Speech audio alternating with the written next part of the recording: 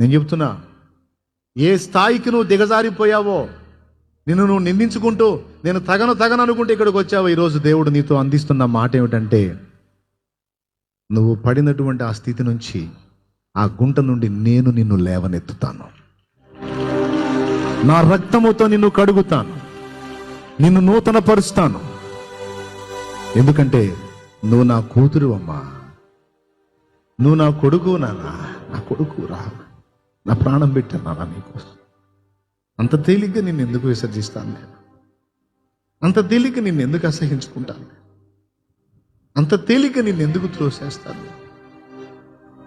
నీ అపరాధ భావాలు నీ దగ్గర పెట్టుకుని నాకు ఎందుకు దూరం అవుతున్నావు? నాతో కలవలేకపోతున్నావు, నాతో మాట్లాడలేకపోతున్నావు.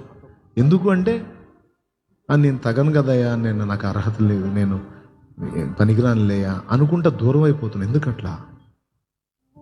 ఈ కార్యం కోసమేనా నేను నీ కోసం ప్రాణం పెట్టాను? నువ్వు నా కుమారుడివి, నా కుమార్తెవి.